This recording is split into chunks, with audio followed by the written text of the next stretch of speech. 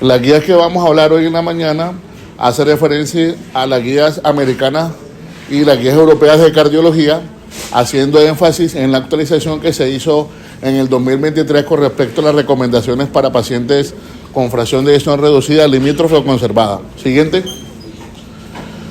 Para tener en cuenta, de manera de introducción, estas guías se actualizan cada 2, cada 3 años, y la última, como les comenté, a nivel de la Sociedad Europea de Cardiología, basado obviamente en los ensayos clínicos de la Sociedad Americana y Europea. Teniendo en cuenta esto, ya se conceptualiza de que van a haber unas recomendaciones ya finales con respecto a las recomendaciones del manejo, basado obviamente en los niveles de evidencia y los ensayos clínicos que tenemos en cuenta para el soporte científico y académico con respecto a la recomendación de los diferentes fármacos que vamos a realizar. Siguiente, doctor.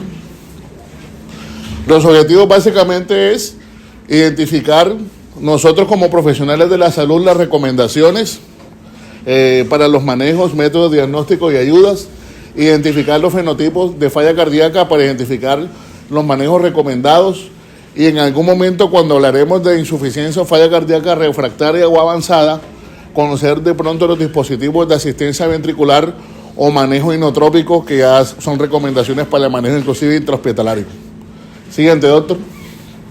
Entonces, si definimos nosotros falla cardíaca, realmente no hay una definición universal, porque la falla cardíaca realmente es un síndrome. Y ese síndrome, definido desde el punto de vista semiológico, es una serie de signos y síntomas que van a caracterizar que nuestro paciente tenga un deterioro en nuestra clase funcional, dado por síntomas de congestión venosa y obviamente por síntomas de aumento de la presión capilar pulmonar, generando en algún momento el desarrollo de la enfermedad cuadros de disnea y dificultad respiratoria.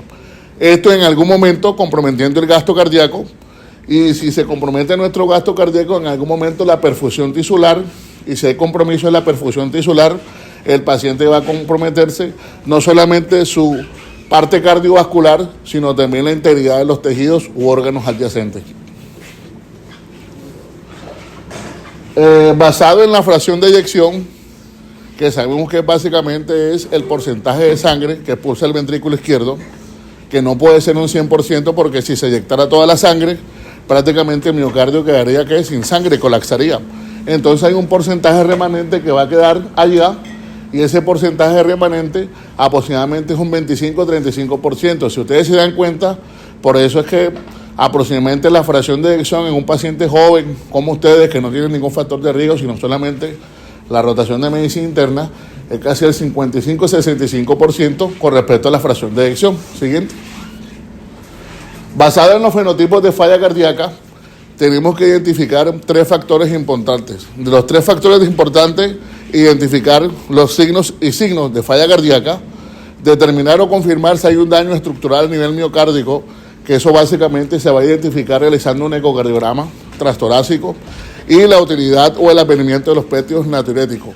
Basado en estas 3 características es que nosotros vamos a identificar si realmente nuestro paciente tiene una falla cardíaca, y ya vendría con las clasificaciones si es de fracción reducida, limítrofe, conservada o mejorada. Siguiente.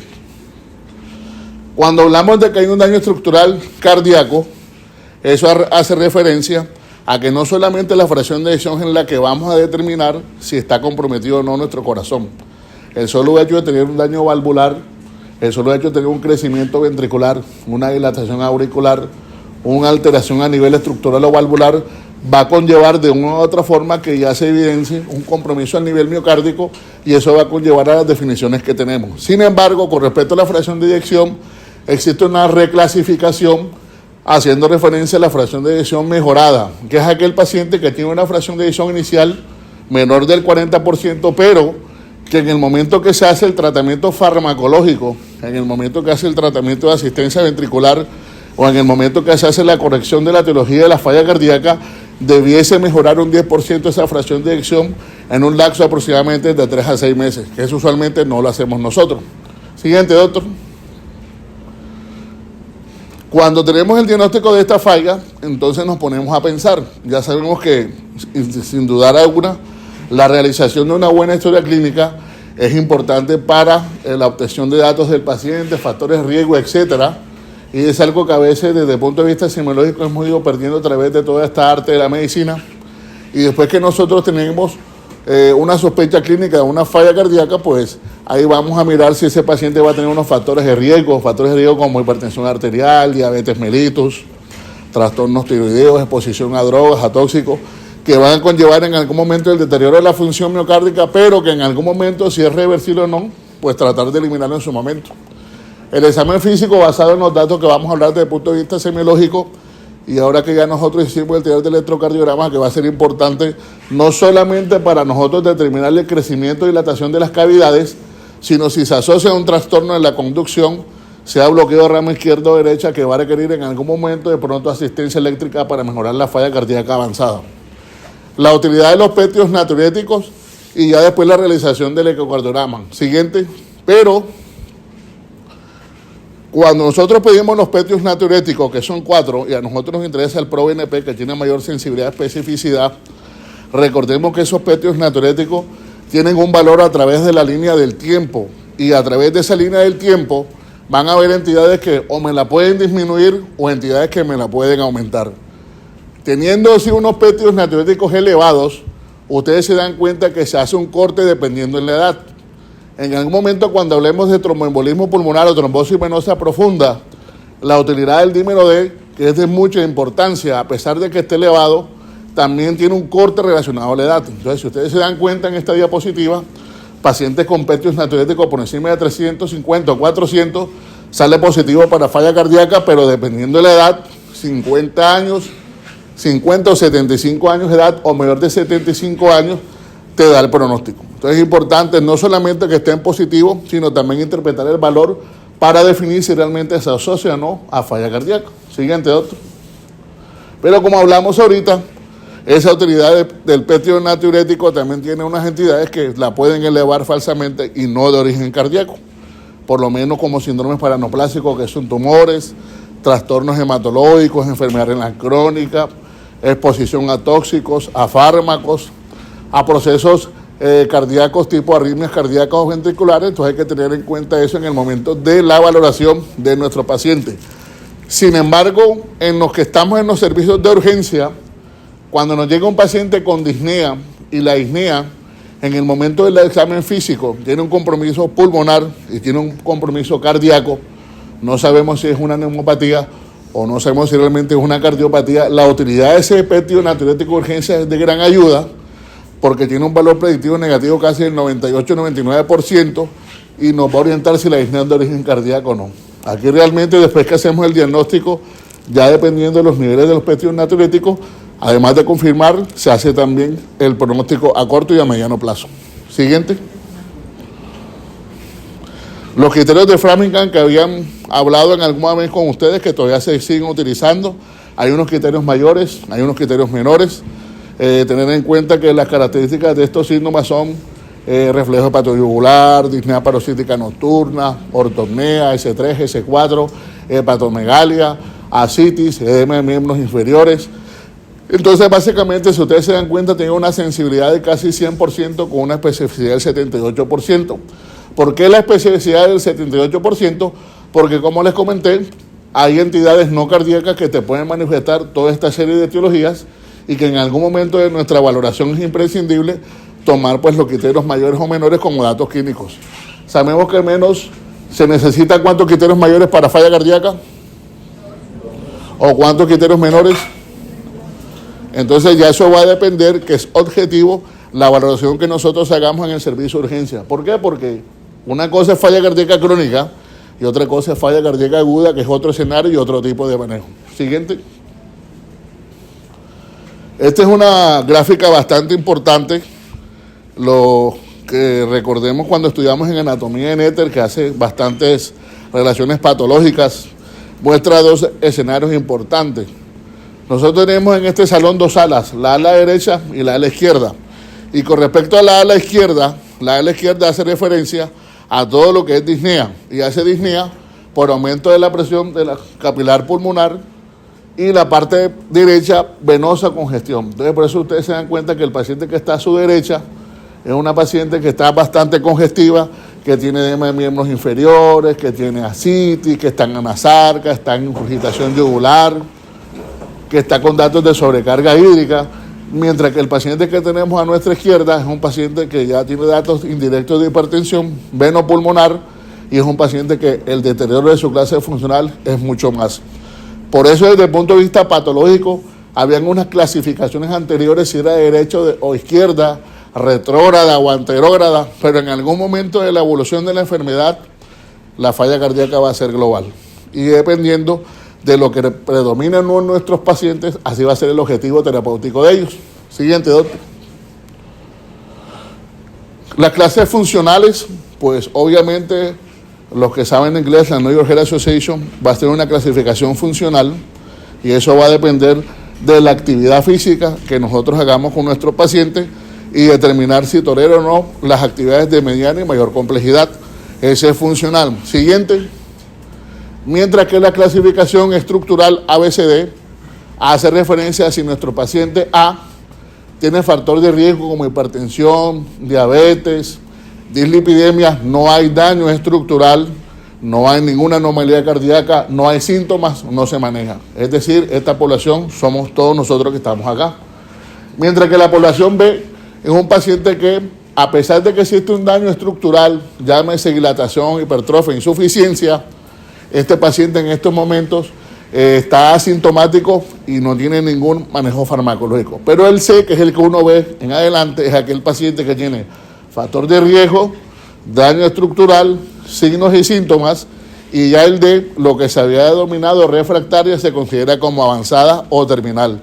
En ese avanzado o terminal, desde el punto de vista estructural, habría que hacer un cuestionamiento si ese paciente va a requerir o no dispositivos de asistencia ventricular desde el punto de vista eléctrico, manejo de inotrópicos o vasopresores o en algún momento trasplante cardíaco.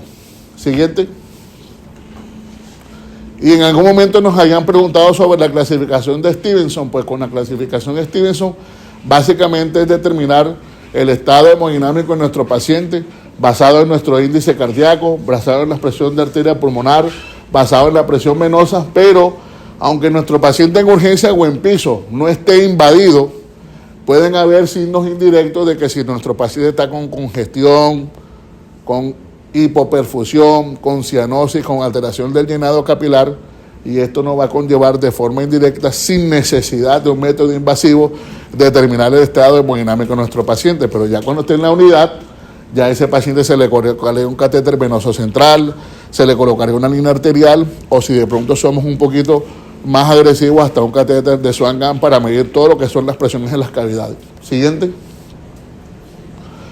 La placa de tórax es bastante importante, que se puede hacer en el servicio de urgencia. Sabemos ya nosotros sacar el índice cardiotorácico, pero hay que recordar que a veces nuestra radiografía de tórax en las urgencias se hacen en pacientes en decúbito y también se magnifican. Hay datos indirectos de congestión como son las líneas de Kerley, que son las ABC, y también algo que se llama edemas de mariposa, más obviamente los infiltrados algodonosos, sugestivos o no, de edema alveolar. Además de eso, podemos encontrar cefacilización del flujo pulmonar y puede que en algunos otros pacientes hasta derrame pleural de origen hemodinámico. O sea que la placa de tórax de forma inicial nos ayudaría. Siguiente. Este paciente nos llega, nosotros hacemos un cuestionamiento y ese cuestionamiento es basado en la sintomatología del paciente, si ha persistido con tos, si hay dificultad para respirar, si de pronto en algún momento hay datos de congestión o edema de miembros inferiores o el perímetro abdominal, si ha ganado peso, si de pronto este paciente tiene una mala concentración, tiene alteraciones en la memoria o de pronto en sus etapas terminales ha perdido peso y encamamiento prolongado. Bueno, como estos programas son americanos, porque este es de la AJA, enseguida se notifica, usted llama al 911 y llega el médico y evalúa al paciente. Aquí tú haces eso y tienes 6 meses y no ves al médico internista en la consulta externa. O sea que los planes de prevención cardiovascular, nosotros relacionados a otros países que son desarrollados, estamos fallando en esa parte. Siguiente. Ya ustedes saben el electrocardiograma. Les coloqué esa diapositiva basado en que es un paciente que tiene un bloqueo completo de rama izquierda del haz de His y que además de tener un bloqueo completo de rama izquierda del haz de His tiene un crecimiento ventricular izquierdo y auricular, y que ese trastorno en la conducción intraventricular y ese bloqueo que es completo asociado a la sintomatología va a ser un patrón decisivo en la escogencia o no de qué dispositivo se va a colocar a nuestro paciente cuando tenemos una falla cardíaca ya refractaria o avanzada, llámese un cardioresincronizador o en su defecto un desfibrilador implantable, que se hablará en su momento, en el momento que se desarrolle la charla. Siguiente, doctor. Causas de falla cardíaca. Si yo tengo un paciente con cardiopatía isquémica, hay que mirar si se puede reperfundir. Si se puede reperfundir, es decir, sea que se haga angioplastía o su proceso de bypass. Si tiene alguna valvulopatía, resolver la valvulopatía. Si tenemos una miocardiopatía, sobre todo esta que está muy de moda, la amiloidosis, manejar la amiloidosis. Si tenemos un paciente con hipertensión arterial, pues hacerles, además de los cambios en nuestro estilo de vida, pues su manejo farmacológico. Las arritmias cardíacas, que en algún momento las taquiarritmias pueden comprometer el gasto cardíaco. Ustedes que toman mucho alcohol, hay que disminuir el consumo de alcohol, sobre todo la cerveza, que son bastante cardiotóxicas. Y las enfermedades no cardiovasculares como endocrinológicas, como la diabetes mellitus tipo 2, la dislipidemia, los trastornos tiroideos, son trastornos subyacentes que en el momento que nosotros valoremos, optimicemos y manejemos esos factores de riesgo, es muy probable que de pronto toda esta serie de trastornos adaptativos que tiene nuestro corazón fuesen a mejorar a futuro y mejorar el impacto de vida y el pronóstico a corto y a mediano plazo. Siguiente. Ya nosotros hicimos el diagnóstico por historia clínica, ya nosotros tuvimos los datos personales y patológicos, ya nosotros realizamos un buen examen físico, ya le hicimos la ayuda diagnóstica, ya le hicimos los petios natriuréticos, ahora hay que definir el manejo. Y el manejo pilar del tratamiento de la falla cardíaca son con los famosos 4 fantásticos. De esos 4 fantásticos son medicamentos bases que se hay que iniciar, pero que en algún momento de la evolución de la enfermedad o dependiendo de las comorbilidades, a veces esos 4 fantásticos no son asequibles para administrar a nuestros pacientes por los efectos secundarios o por las patologías que tienen. Basado en esos 4 fantásticos, siguiente, serían los intransportadores de la glucosa, los mineralocorticoides, los beta bloqueantes o los ARNIs o IGECA. En el momento que nosotros iniciamos nuestro manejo inicial, todo paciente que ustedes diagnostiquen con una falla cardíaca y esa falla cardíaca con una fracción de eyección reducida, debiésemos llevar estos 4 fantásticos. Y estos 4 fantásticos, el tiempo de titulación es en los próximos 3 meses. Si usted posteriormente a esos 3 meses vemos que de pronto no se consigue el objetivo, entonces hay que determinar, como dice la parte final, a llamar al grupo de falla cardíaca o de plan de falla cardíaca para ver en qué estamos fallando, en qué hay que modificar y en qué hay que agregarle. Porque después de los fantásticos que vienen en adelante, ya el paciente impacta en la sobrevida y en la mortalidad de nuestros pacientes. Siguiente. De esos fantásticos hablamos lo que hacen parte del sistema de angiotensina-aldosterona. El más representativo de los ARNI hasta ahora en el mercado es sacubitril/valsartán, que es el entresto. Y con respecto a los IGECA está el captopril, enalapril, ramipril, eosinofil, etc. Y hay que tener en cuenta que estos 2 medicamentos juntos no se pueden dar. Recordemos que el paciente que estamos manejando es un paciente terrícola, porque de pronto hay gente bastante acuciosa, creativa, y entonces comienzan a hacer una serie de combinaciones lógicas o ilógicas, yo no sé, para tratar de manejar en estos pacientes. Que hay que tener en cuenta las tasas de filtración glomerular y la cuestión de la hipercalemia. La hipercalemia, porque en algún momento de esto, como efectos secundarios, lo pueden elevar. Hay que estar titulando también la presión arterial, porque si tenemos pacientes con sistólica menor de 100 o 90, que a veces los hemos visto mucho en hospitalización en urgencia, va a ser una contraindicación relativa. Siguiente.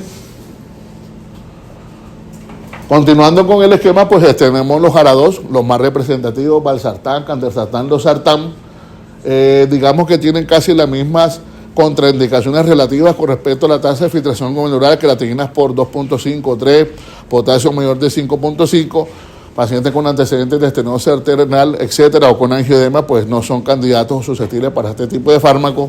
A veces nos llegan pacientes con creatinina en 7, en 8, en 9, con falla cardíaca reducida. Ahí ese fantástico pues no sería la elección en el momento. Con respecto a los mineralocorticoides, tenemos 2 grandes familias, que es el plerenona y la espironolactona.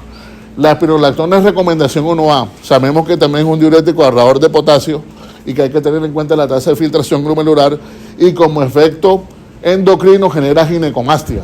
Entonces la ginecomastia en la espironolactona es fracaso para el tratamiento farmacológico. Entonces la ginecomastia el paciente usualmente se suspendería y se le colocaría el otro medicamento, que es el esplerenone, para tratar de mejorar esa parte a nivel endocrino. Siguiente. Si nosotros tenemos un paciente en la cual venía tomando un IECA o un ARA2, es decir, el paciente es hipertenso y venía tomando enalapril, captopril, y usted lo va a pasar a Entresto, que es sacubitril/valsartán, la idea es suspenderlo en las primeras 36 horas y pasarlo a la dosis de sacubitril/valsartán. Esa es pregunta de examen.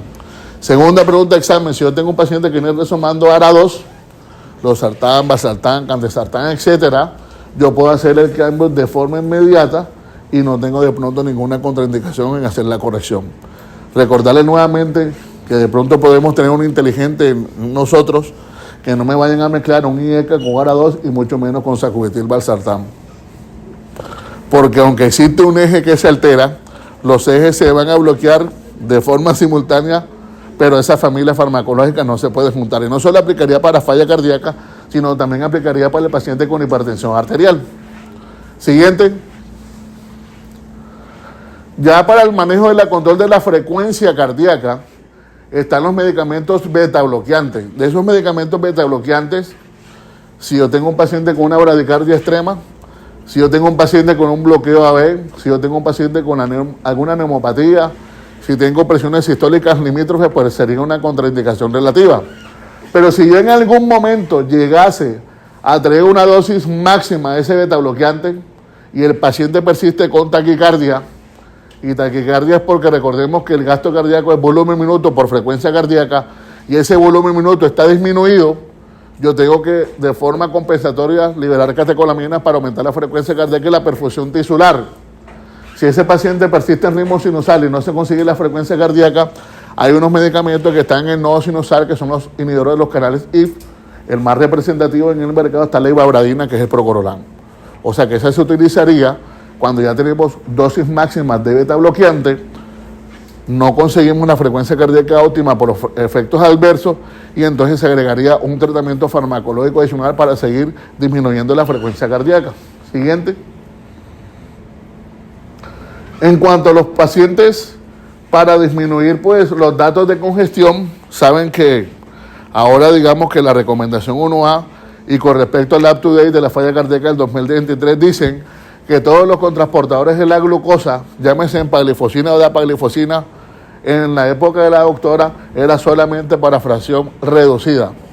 Pero ya la indicación quedó que independientemente de la fracción de eyección, los cotransportadores de la glucosa debiesen colocarle en cualquier estado de la falla cardíaca. Ahora, si yo tengo un paciente con una tasa de filtración glomerular disminuida menor de 30 cc, si yo tengo un paciente con deterioro de la función renal, es muy probable que de pronto no sea beneficioso por los efectos adversos. Les recuerdo que estos pacientes predisponen a procesos infecciosos a nivel urinario, entonces eso va a ser de pronto otro problema a corto y largo plazo para suspender el tratamiento. Siguiente. Ahora viene el problema. Después que nosotros les colocamos los 4 fantásticos, el betabloqueante, el sacubitril/valsartán, los diuréticos mineralocorticoides, los intransportadores de la glucosa, ahora sí viene la batalla campal. Entonces vienen de aquí en adelante los villanos y los tóxicos. Esos villanos y tóxicos, en algún momento que los vayamos a colocar, siempre debemos cuestionarlo, qué hemos fallado nosotros en esos 3 meses de titulación para que nuestro paciente haya fracasado en el tratamiento farmacológico, si hay una buena adherencia, si no se han reajustado las dosis, o si por problemas administrativos o EPS no se garantice que estos planes de salud se den adecuadamente en nuestro medio, que usualmente se ve. Siguiente.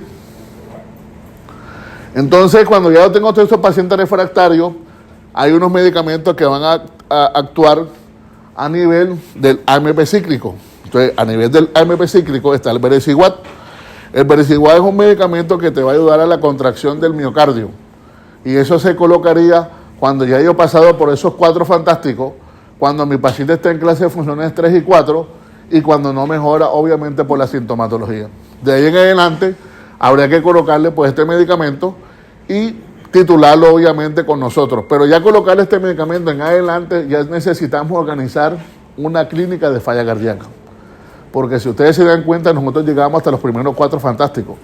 Y después de ahí en adelante, por lo menos hay algo organizado en nuestro medio para nosotros llegar de pronto en otras clínicas, en otras instituciones, para tratar de orientar a nuestro paciente y darle ese medicamento para que mejore la contracción. Siguiente, doctor.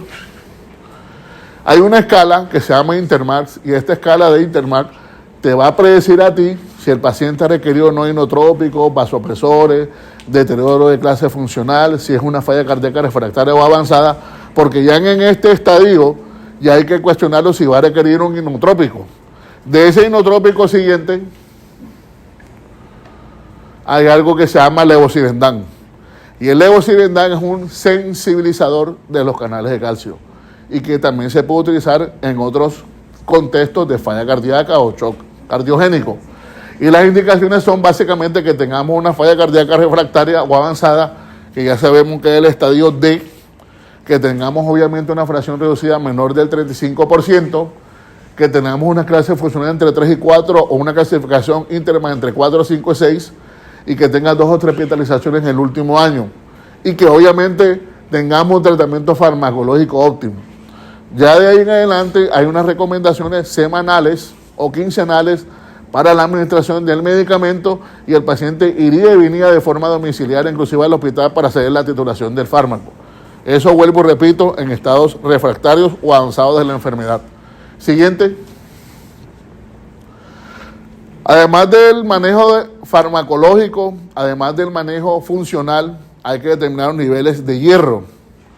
Si yo tengo un paciente con hemoglobinas menores de 10 y le pido los niveles de ferritina o saturación y veo que están disminuidos, pues la recomendación sería administración de hierro. Y la administración de hierro siguiente debe ser hierro endovenoso, dependiendo pues, del peso de nuestros pacientes.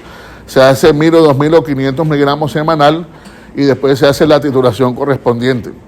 Entonces, si yo tengo un paciente que tiene un volumen intravascular disminuido, y que ese volumen intravascular disminuido está asociado a que es ferropénico, la administración del hierro nos mejorará los depósitos para mejorar el transporte de oxígeno tisular y la perfusión tisular. Siguiente. Si yo tengo un paciente que tiene una clase funcional 3-4, que tenga una fracción de eyección menor del 35%, que tenga un estadio D que es avanzado, yo tengo que mirar cómo está el QRS. Si ese QRS está ensanchado como el bloqueo de rama izquierda o derecha completo, mayor de 150 milisegundos, y yo veo que mi paciente, la etiología es por una cardiopatía isquémica, ese paciente se beneficiaría de un desfibrilador implantable. Pero si la etiología de mi falla cardíaca en ese momento no es isquémica, entonces se beneficiaría de un cardioresincronizador. O si la etiología es mixta, un cardioresincronizador, más un dispositivo de desfibrilador implantable. Pero esta es una ayuda como el paciente con diálisis, porque el manejo definitivo, doctora, es el trasplante cardíaco. Siguiente, doctor. Entonces, para resumir, el tratamiento de la falla cardíaca tiene unos grupos. El grupo A, que es de la angiotensina. Cuando hablamos de angiotensina es lo que bloquean el eje, como son los ARNIs, los mineralocorticoides, sistema de angiotensina, aldosterona. El grupo B de la bradicardia, los betabloqueantes. La ibabradina, que es inhibidor de los canales IF, y si en algún momento nuestro paciente debuta con fibrilación auricular para el control de respuesta ventricular, los digitálicos. El grupo C, que es la congestión, que son los intransportadores de la glucosa, los diuréticos de ASA, y en algún momento excisores refractarios tiacídicos o anhidrasa carbónica. Los D, que son unos dispositivos, como el cardioresincro o el desfibrilador externo automático, y cuando hablamos mientras clínico cirugía es determinar si en algún momento tiene alguna valvulopatía que haya que corregir o no. Y el grupo E de los electivos, que ya sería el trasplante cardíaco, si el paciente tiene por lo menos amiloidosis como enfermedad inflamatoria infiltrativa, sería una recomendación. El verosiguat, que hablamos que hace parte de la adenosine-guanilasa. Si el paciente está con déficit de hierro, la utilización pues, de tratamiento. Si el paciente es afrodescendiente, los nitratos o la hidralacina. Y si en algún momento pues, los pacientes hacen trastornos hidroelectrolíticos, pues la corrección respectiva. Siguiente. Y ya para finalizar, doctor, ¿qué dice esa frase?